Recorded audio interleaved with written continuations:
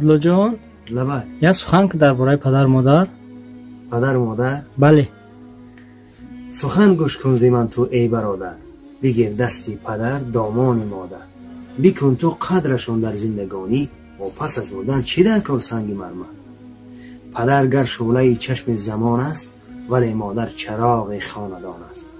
پدر گر دولت و گنج نهان است، ولی مادر جهانی بیکران است.